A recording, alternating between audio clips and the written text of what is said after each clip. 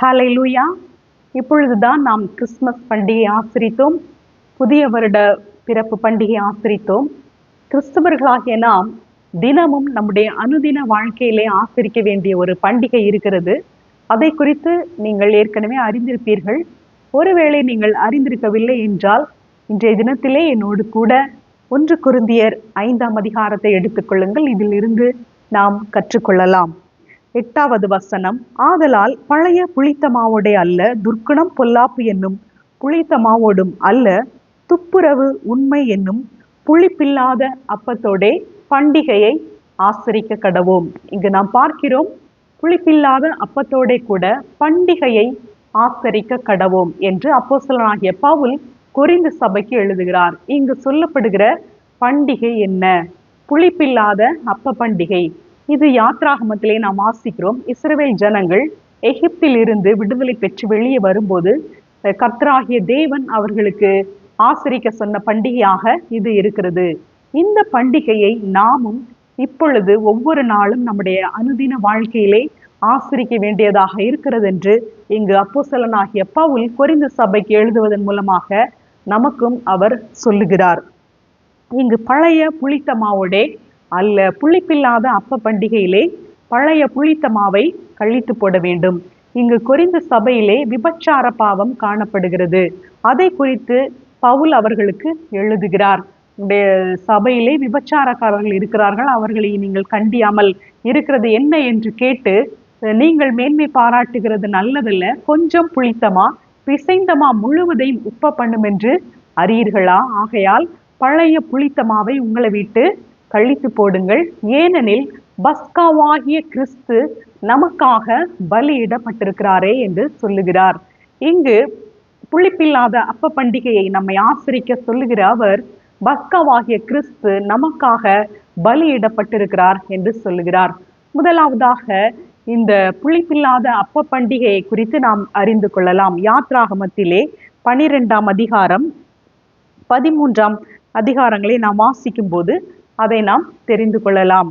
அங்கு இஸ்ரவேல் ஜனங்களை எகிப்து தேசத்திலிருந்து மீட்கும் பொழுது கர்த்தர் சொல்லுகிறார், ஒவ்வொருவரும் அவர்களுடைய குடும்பத்திற்கு தக்கதாக ஒரு பழுதற்ற ஆட்டுக்குட்டியை எடுத்துக்கொள்ள வேண்டும் என்று. அந்த ஆட்டுக்குட்டியை எடுத்துக்கொண்டால் அதை அந்த இரவு நேரத்திலே அவர்கள் அனைவருமாக சேர்ந்து சாப்பிட்டு முடித்து விட வேண்டும். ஒருவேளை இந்த குடும்பத்தில் குறைந்த நபர்கள் இருப்பார்கள் என்றால் பக்கத்து வீட்டுக்காரர்களையும் சேர்த்து கொள்ளலாம். அவ்விதமாக ஒரு ஆட்டுக்குட்டியை புசிக்கத்தக்கதாக நபர்கள் சேர்ந்து கொள்ள வேண்டும் என்று சொல்கிற, ஒவ்வொரு குடும்பத்திலும் ஒரு ஆட்டுக்குட்டியை தெரிந்து கொள்ள வேண்டும் என்று. இந்த புளிப்பில்லாத அப்ப பண்டிகை பஸ்கா பண்டிகையையும் கர்த்தராகிய கிறிஸ்து நமக்காக கல்வாரி சிலுவிலே பலியிடப்பட்டதையும் ஒன்றாக இணைத்து பவுல் அப்போஸ்தலன் கூறுகிறார். நாம் பழைய ஏற்பாடை வாசிக்கும் போது புதிய ஏற்பாட்டை அதற்காக அதனோடு கூட சேர்த்து இணைத்து நாம் வாசிக்க வேண்டியது இந்த காலத்திலே நமக்கு அவசியமாக இருக்கிறது. எனவே இங்கு இயேசு கிறிஸ்து கிறிஸ்துமஸ் பண்டிகையிலே நாம் இயேசு கிறிஸ்து பிறப்பை நாம் ஆசரித்தோம். இயேசு கிறிஸ்து முன்னணையிலே கிடத்தப்பட்டார் என்று கிறிஸ்துமஸ் பண்டிகையிலே நாம் சொல்லுகிறோம். அவர் ஏன் முன்னணையிலே கிடத்தப்பட்டார்?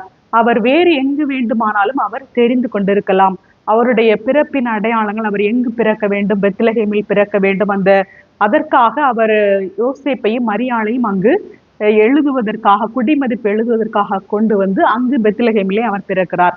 இவ்விதமாக அவர் பிறக்கிற ஊரை தெரிந்து கொண்டது போல அவர் பிறக்கிற இடத்தையும் அவர் தெரிந்து கொள்ளாமல் ஏதோ ஏதேச்சையாக இடம் இல்லாததினாலே அவர் முன்னணியில் கிடத்தப்பட்டார் என்று நாம் நினைக்க வேண்டாம். அவர் ஏன் முன்னணியில் கிடத்தப்பட்டார் என்றால், அவர் இந்த உலகத்திற்கு வந்தது நமக்காக ஒரு பழுதற்ற பலியாக மரிப்பதற்காகத்தான். நம்முடைய பாவங்களை நிவர்த்தி செய்கிற ஒரு பலியாக அவர் வந்ததினாலே, அவர் ஆட்டுக்குட்டியாக வந்ததினாலே, இந்த பஸ்கா பண்டிகையிலே இஸ்ரவேலர்கள் ஆசரித்த பஸ்கா பண்டிகையிலே ஒரு ஆட்டுக்குட்டியை அவர்கள் தெரிந்தெடுத்தது போல இயேசு கிறிஸ்து நமக்காக ஒரு பழுதற்ற பலியாக ஒரு ஆட்டுக்குட்டியாக வந்தார். அதனால்தான் அவர் முன்னணியில் கிடத்தப்பட்டார். எனவே அவர் முன்னணியில் கிடத்தப்பட்டதும் அது தேவனுடைய திட்டத்தின் ஒரு பகுதியாகவே இருக்கிறது. எனவே இங்கு ஒரு ஆட்டுக்குட்டி அவர்கள் தெரிந்து கொள்கிறார்கள்.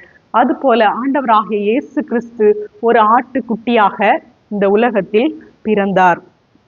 இந்த ஆட்டுக்குட்டியை தெரிந்து கொண்ட பின்பு அதை 14ஆம் தேதி வரைக்கும் வைத்து அதை அடித்து அதன் இரத்தத்தில் கொஞ்சம் எடுத்து தாங்கள் அதை புசிக்கும் வீட்டு வாசல் நிலைக்கால் இரண்டிலும் நிலையின் மேற்சட்டத்திலும் தெளித்து, அந்த ஆட்டுக்குட்டியின் இரத்தத்தை அவர்கள் நிலைக்கால்களில் தெளிக்க வேண்டும்.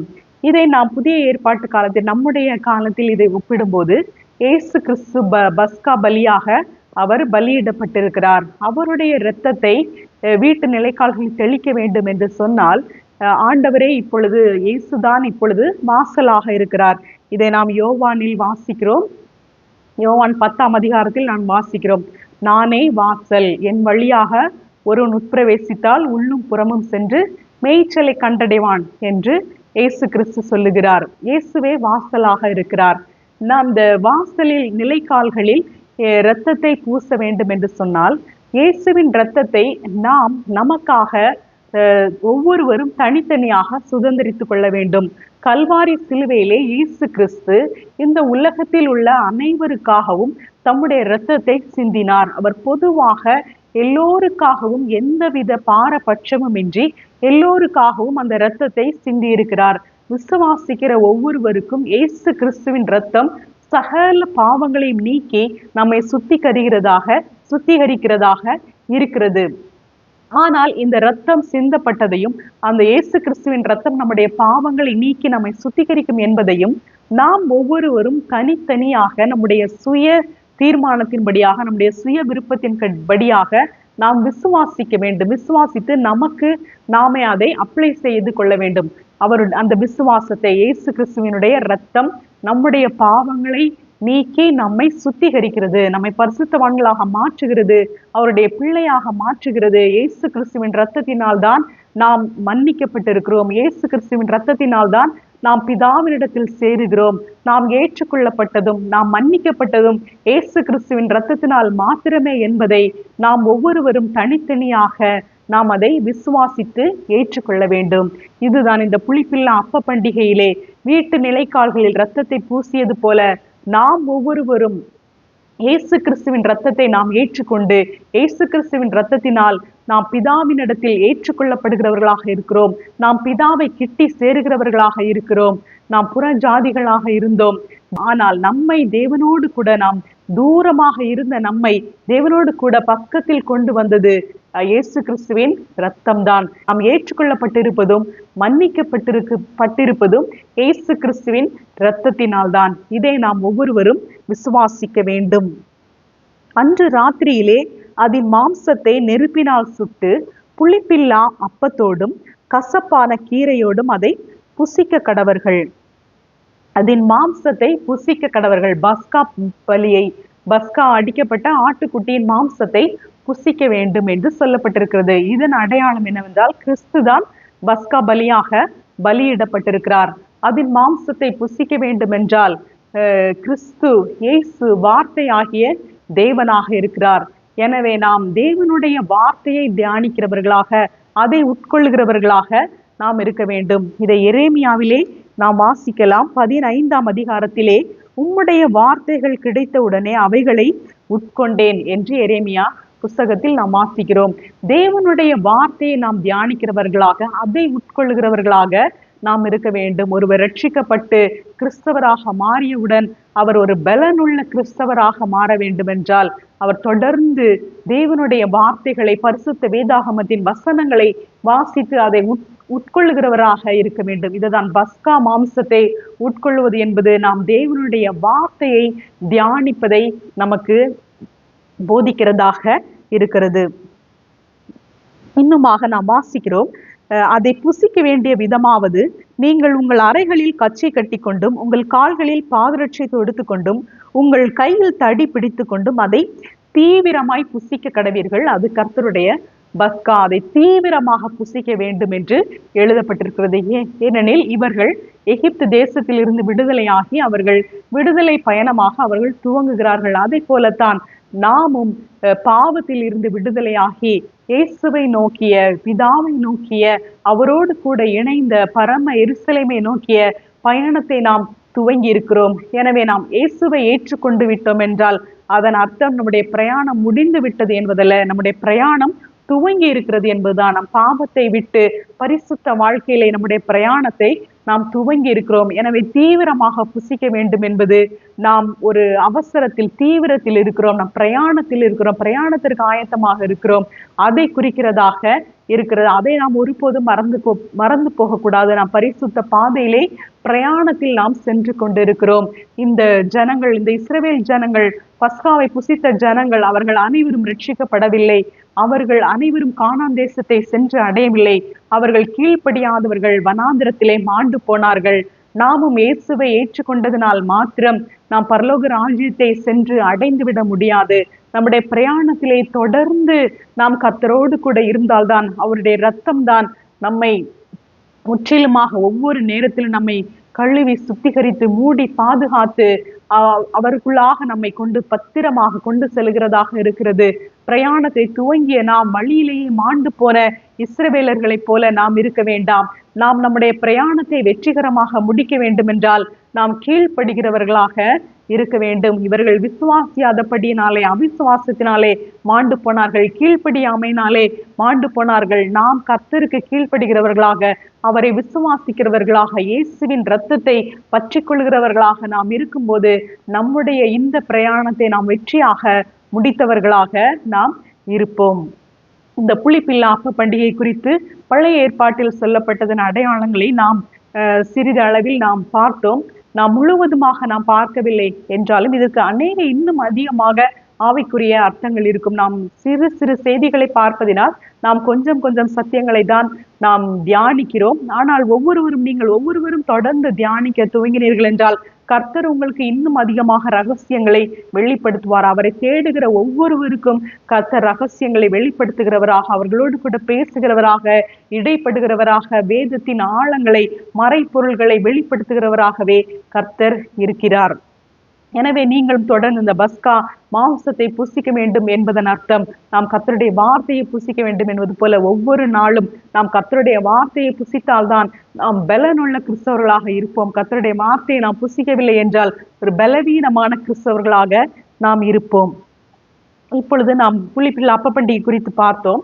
இயேசுவை குறித்து நாம் பார்க்கலாம். இந்த புளிப்பில்லா அப்ப பண்டிகைக்கும் பஸ்காவாகிய இயேசுவுக்கும் இருக்கிற சம்பந்தங்களை நாம் பார்க்கலாம். லூக்கா 22ஆம் அதிகாரத்தில் 1ஆம் வசனத்தில் நாம் வாசிக்கிறோம். பஸ்கா எனப்பட்ட புளிப்பில்லாத அப்ப பண்டிகை சமீபமாயிற்று. அப்பொழுது பிரதான ஆசாரியரும் வேத பாரகரும் அவரை கொலை செய்யும்படி யோசித்து. பஸ்கா பண்டிகை சமீபமானவுடன் வேத பாரகர்களும் பிரதான ஆசாரியர்களும் என்ன யோசிக்கிறார்கள்? இயேசுவை கொலை செய்ய வேண்டும் என்று யோசிக்கிறார்கள். இயேசு கிறிஸ்து பஸ்கா பலியாக வந்திருப்பதை அவர்கள் அறிந்திருக்கவில்லை. ஆனால் தேவனுடைய திட்டத்தின்படியாக அவர்கள் பஸ்கா பண்டிகை சமீபமான போது இயேசுவை கொலை செய்யும்படியாக அவர்கள் யோசிக்கிறார்கள். இந்த பஸ்கா பண்டிகை நேரத்திலே கர்த்தர் பஸ்காவை ஆசரிக்கிற அந்த மேல் வீட்டறையிலே இறுதி ராப்போஜனத்தை குறித்து நாம் இந்த லூக்கா 22ஆம் அதிகாரத்தில் நாம் வாசிக்கிறோம்.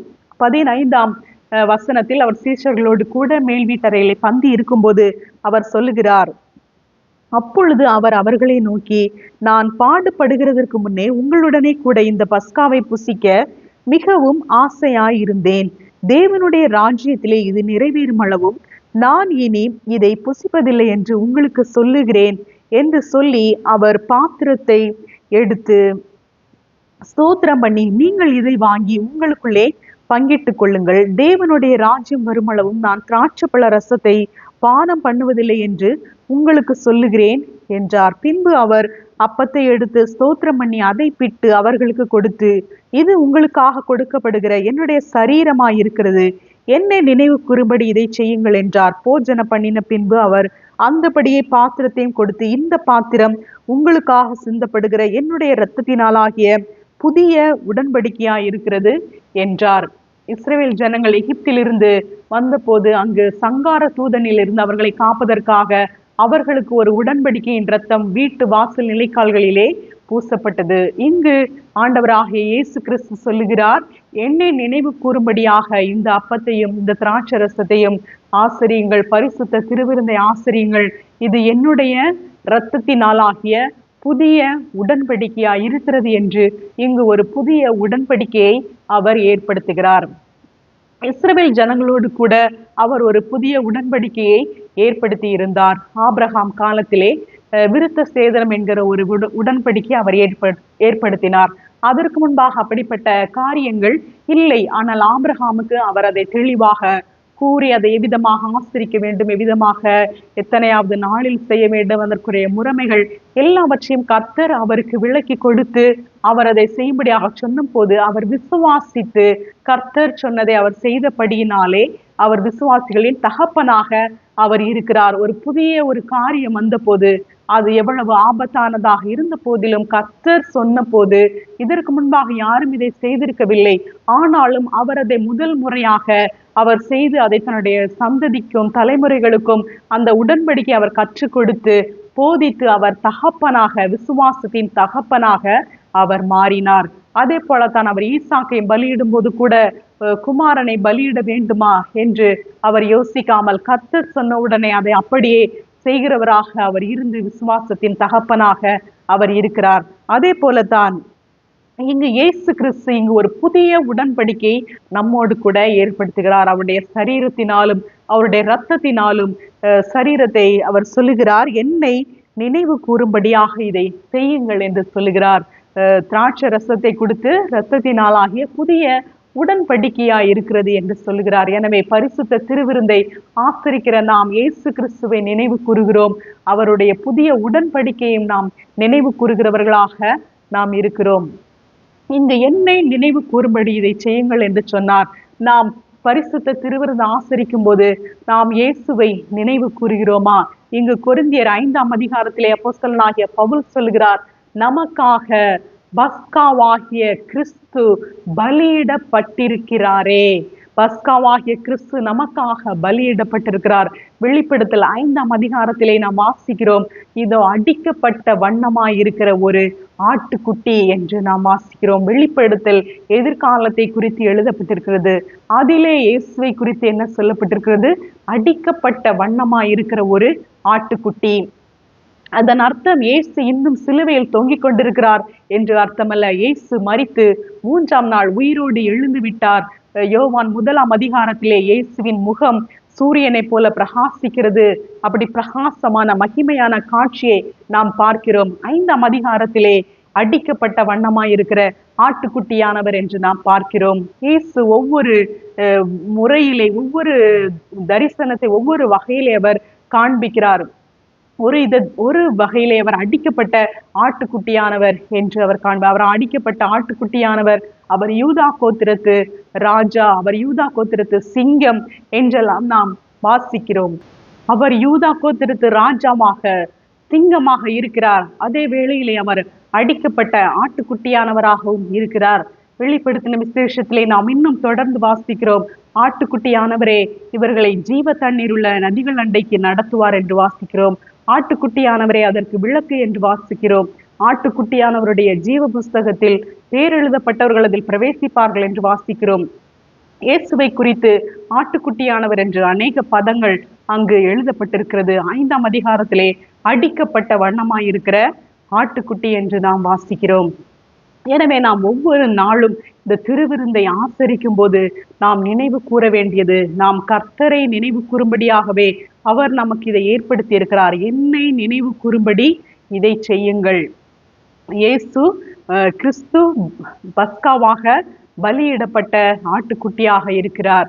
எனவே நாம் பரிசுத்த திருவிருந்து ஆசரிக்கும் போது பஸ்காவாகிய கிறிஸ்து நமக்காக பலியிடப்பட்டிருக்கிறாரே. அப்ப பஸ்கா பலியிடப்பட்டிருக்கும் போது நாம் புளிப்பில்லாத அப்ப பண்டிகையை ஆசரிக்கிறவர்களாக நாம் இருக்கிறோம். ஒவ்வொரு நாளும் நமக்காக பஸ்காவாகிய கிறிஸ்து பலியிடப்பட்டிருக்கிறதை நாம் நினைவு கூற வேண்டும். நம்முடைய வாழ்நாள் முழுவதும் இந்த புளிப்பில்லாத அப்ப பண்டிகையை நாம் ஆசரிக்கிறவர்களாக இருக்கிறோம். அந்த இஸ்ரவேல் ஜனங்கள் வருடத்திலே ஒரு முறை மாத்திரம் ஆசரித்தார்கள். அவர்கள் உணவுக்காக சாப்பிடுகிற அப்பத்திலே புளிப்பில்லாத அப்பத்தை அவர்கள் புசித்தார்கள். ஆனால் நாம் நம்முடைய வாழ்க்கையிலே, ஆவிக்குரிய வாழ்க்கையிலே புளிப்பில்லாத அப்ப பண்டிகையை ஆசரிக்கிறவர்களாக இருக்கிறோம். ஒவ்வொரு நாளும் இயேசு கிறிஸ்து நமக்காக பஸ்கா ஆட்டுக்குட்டியாக பலியிடப்பட்டிருக்கிறதை நினைத்து நம்முடைய வாழ்க்கையிலே புளித்த மாவை நாம் அகற்றுறவர்களாக இருக்க வேண்டும். ஒவ்வொரு நாளும் நாம் ஆசரிக்க வேண்டிய பண்டிகை புளிப்பில்லாத அப்ப பண்டிகையாக இருக்கிறது. இயேசு சேஷர்களிடத்தில் சொன்னார், தேவனுடைய ராஜ்யம் வருமளவும் இனிமேல் நான் இந்த அப்பத்தை புசிப்பதில்லை, இந்த திராட்சரசத்தை பானம் பண்ணுவதில்லை. உங்களோடு கூட நான் என்னுடைய ராஜ்யத்திலே நான் பானம் பண்ணுவேன், இந்த அப்பத்தை புசிப்பேன் என்று சொன்னார். நம்மோடு கூட இந்த அப்பத்தையும் திராட்சரசத்தையும் அவர் ஆசரிப்பதற்காக அவர் நமக்காக காத்திருக்கிறார்.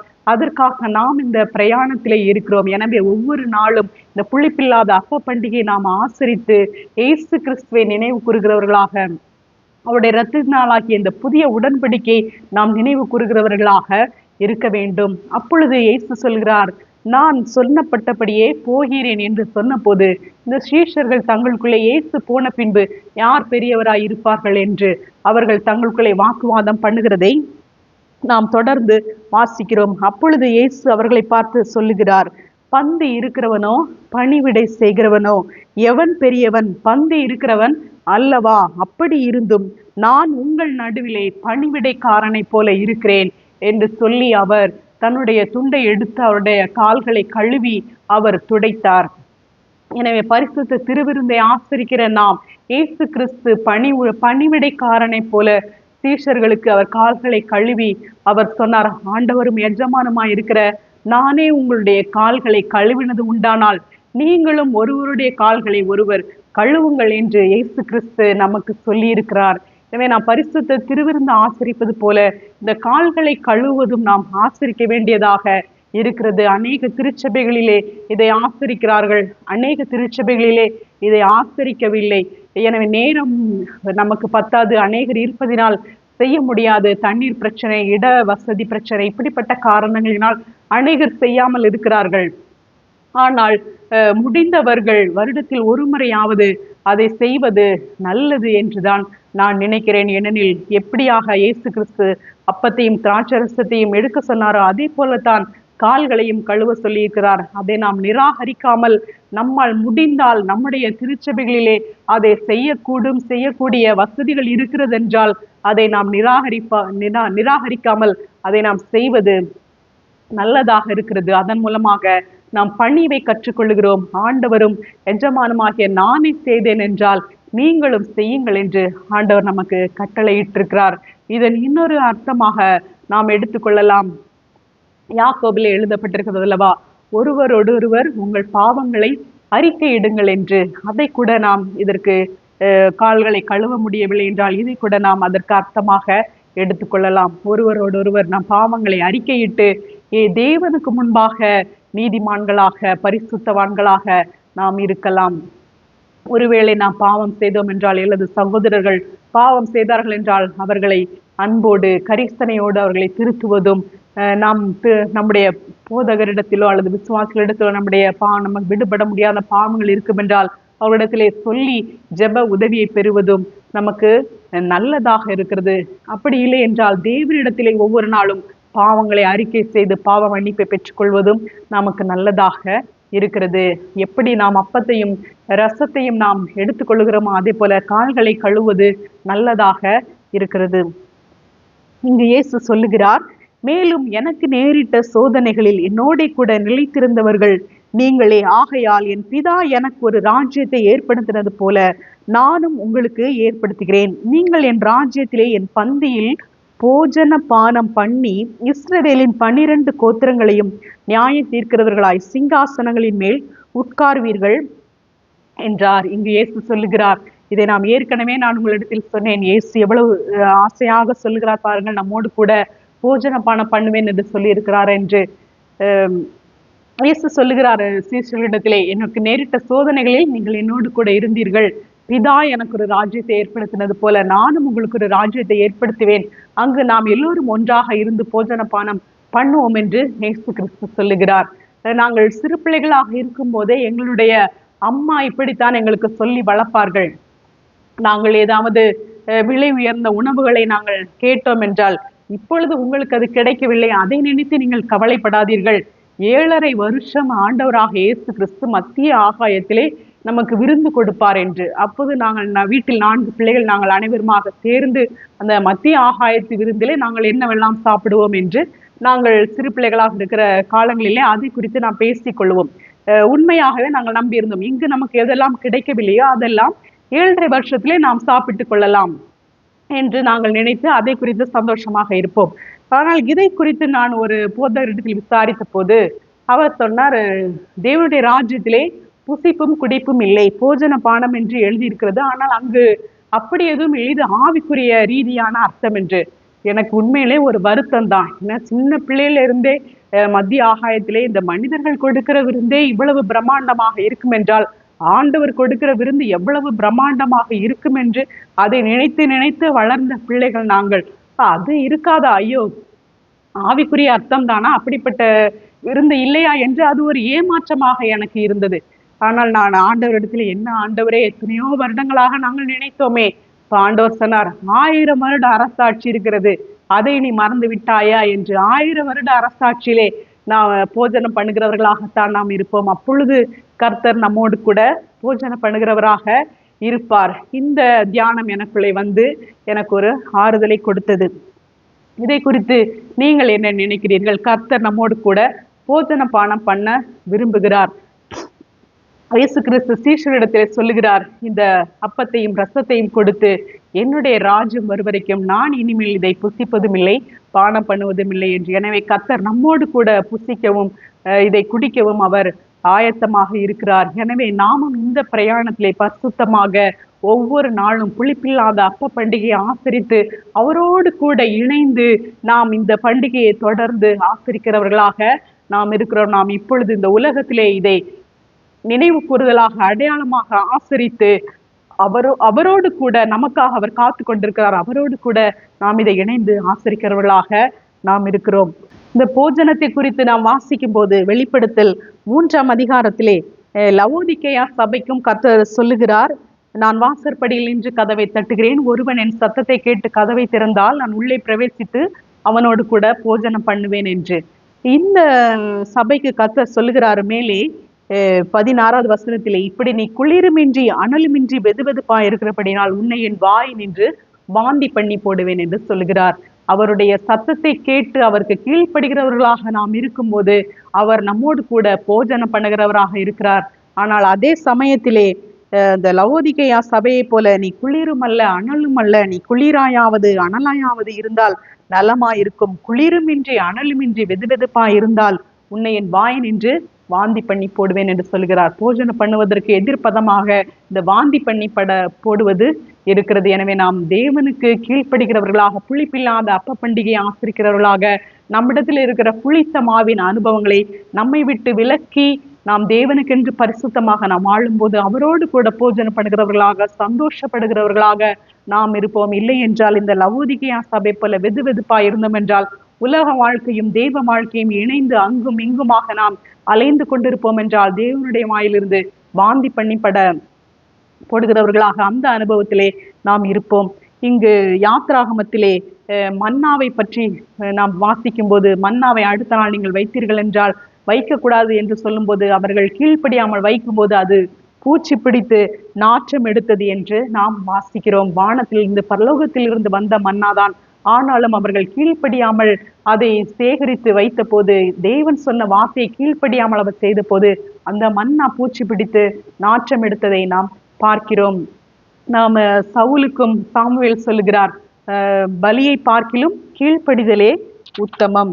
கர்த்தருடைய சத்தத்திற்கு கீழ்ப்படுகிறதை பார்க்கிலும் சர்வாங்க தகனங்களும் பலிகளும் கர்த்தருக்கு பிரியமா இருக்குமோ? பலியை பார்க்கிலும் கீழ்ப்படிதலும் ஆட்டுக்கடாக்களின் இனத்தை பார்க்கிலும் செவி கொடுத்தலே உத்தமம் என்று சாமுவேல் தீர்க்கதரிசி சொல்லுகிறார்.